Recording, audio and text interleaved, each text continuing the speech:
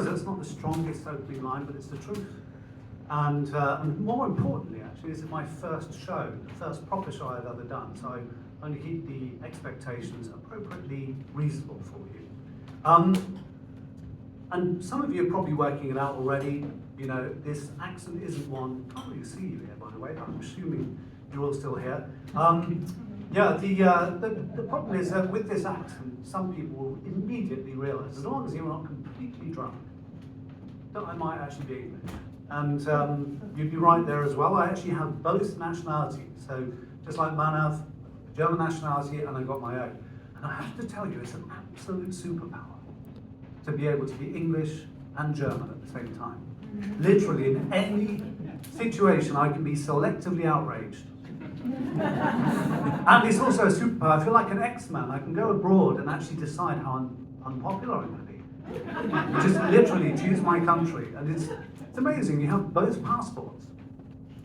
So yes, that is a superpower I have. And I did actually go through that process of going to the Behörden and actually filling out all the paperwork, and then they give you the test, and then they say, right, you're a German now, you're a proper German. You get to carry around, you have to carry around with you the whole time. Something that proves you're German. It's made out of paper and plastic. You have to carry it on you.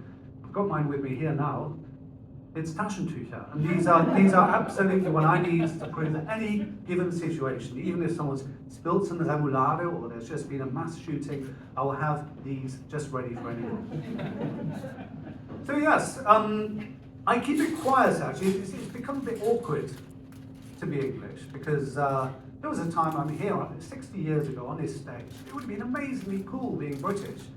You turn up, it's sort of the Austin Powers time, and it was quite an important country. You know, it gave the world important things such as, you know, Beatles, football, colonialism, and biscuits.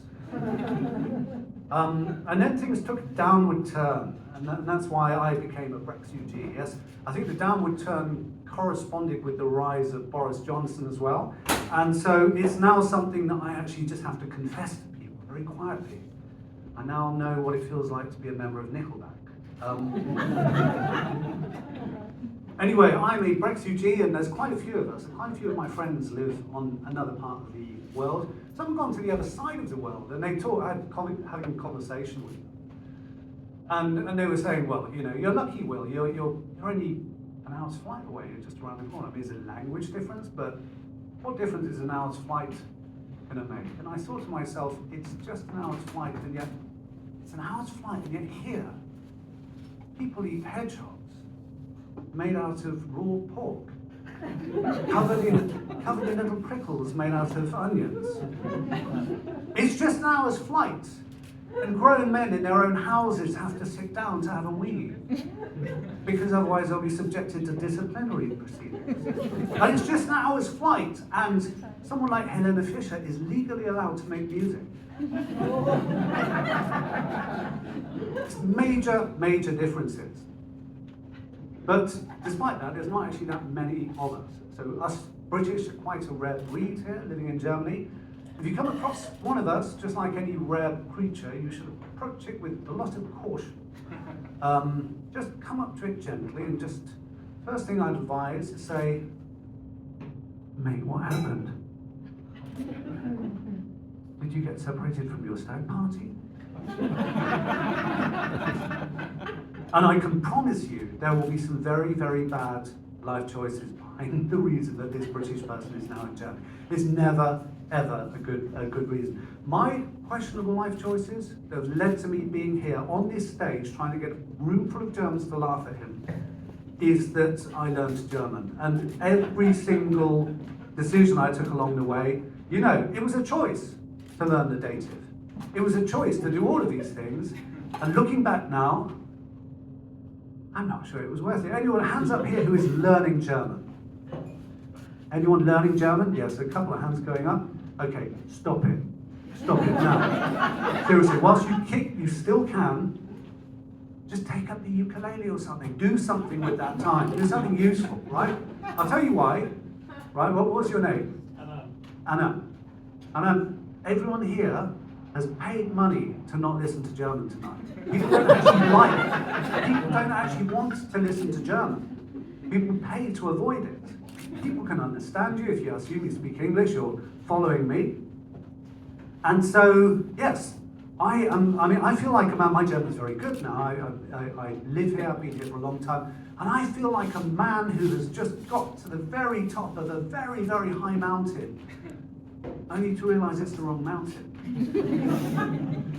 And I've got this skill, and I don't know what to do with it, because, you know, I've got to give some hard feedback tonight, and that's what I'm here to do, is just to give a little bit of hard feedback about the German language. I realise none of you are responsible for the German language, you didn't invent it, but if there's one thing Germans have to do, it's to take a bit of responsibility for things that happened before. And yeah, I mean, I have to say German language is an incredibly difficult thing. First time I did open mic is where you turn up. I decided to do it in German. Jesus Christ, that was really hard. I mean, being a stand-up, I have so much respect for anyone who does stand-up in German.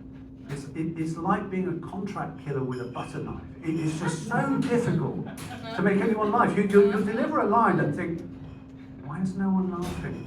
Oh fuck, I forgot the verb. And you have to add the verb at the end of it. And it's an incredibly difficult thing to just get right. And I'm also critical of the German language because I think one of the key human rights in any language is to be able to swear. Swearing is so important. And I come from, you know, we might not be good at football, but we're brilliant at swearing. I mean, we have a periodic table of the swear words. You know, fuck, shit, piss, bollocks, all of that. And you can combine them beautifully, all of those words, to make anything. You know, take the humble word such as fuck. You can do so much with that word. You know, what the fuck, who the fuck do you think, for fuck's sake? How the fuck did that happen? What kind of fuckery is this? It's brilliant. If you look at German, all you've got is ficken.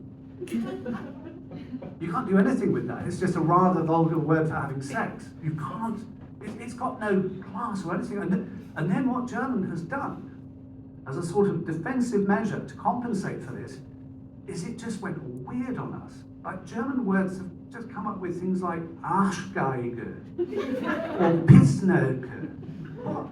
What? What's going on there? You've taken a swear word and a random thing you might find. Should we carry on? Like Fickpinzette or Scheißbürste? You know, just putting random words together like that. And it's just odd. You can't get swearing. But I've got a theory. I've got a theory as to why this is. And it's simple, which is that German doesn't need all these swear words because it already sounds severe enough. You know, literally, if you ever hear people talking, it's like, oh, I'm not sure if it's going well now. Let me give you an example. Let me say something really, I really like you. Say that in German, you say, ich finde dich ganz toll. If you don't understand German, you're going to get the hell out of there. You don't know what's going on there. It's really quite scary looking.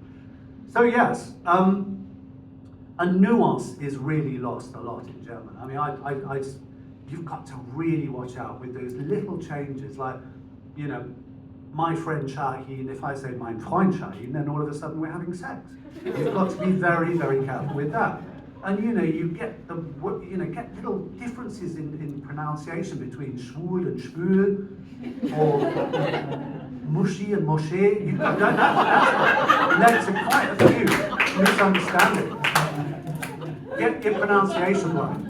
And that was me. I grew up in the UK in the 1980s, and I was, you know, I was subjected. We were still thinking about war the whole time, and everyone was going, if your grandfather's generation hadn't fought in the war, we'd all be speaking German by now. And I heard this so much that in my childhood brain, I was beginning to think we fought the Second World War in order to not have to speak German. And now having learned it, I sort of understand why. Good motivation. You know, you can go to all those code breakers and the people developing radar and go, by the way, if you crack this, you won't have to learn German. Right, okay, we're getting straight on with that. By the way, people were talking about Duolingo earlier. I've discovered a much better app. It worked for me. It developed my German straight away. It's an app called Kleinanzeigen. You can just, you can actually develop your skills immediately, and also you get free shit. So forget the streets, just download that app. It's brilliant. You will find your way. You start with was ist beste Preis, and then end up being able to distinguish between Sie and Du really, well. But the final point I want to end on is the fact that here in North Germany, I could tell when Shahin was asking where people are from. People from Hamburg, if you're living here, you don't even need to speak. You know, people don't actually enjoy speaking. It's not really, I mean, at most you'll get, people have entire marriages and conversations consisting of, ne, du, ne, so, But even better than that, I've discovered one, for anyone who really doesn't want to even learn that, I've discovered something magic, and it's called the Norddeutscher Kussmund. And basically, if anyone speaks to you, you don't need to answer. All you need to do is just do this. And literally, I promise you, you can answer any conversation, any question with a Norddeutscher Kussmund. If someone says, "Hast du Bock auf einen Astra?" If someone asks you, "Am I the best shag you've ever had?" and you want to say no, you go. If you want to say something costs 700 euros, you can go. You know, I've had that when I take my car for repair. Literally anything. If you just look at North Germans communicate, you'll just notice. You can tell anyone coming from south of Kassel does not do this. But it's just this thing. It's just a way of communication up here. And it's a brilliant, fun thing to just go like that. And it's really, really helped me. So yes, I mean, that's my little trip through Germany. I've enjoyed this greatly. I have to say, I was terrified when I turned up here this evening because I wasn't ready for this. My first time at a proper comedy gig, and I saw my face on a hastily printed poster out there, and I thought, you know, I've either done something really wrong, or I've disappeared, or actually I'm on the lineup of this. But it's gone really well. That was my 10 minutes. Thank you very much. And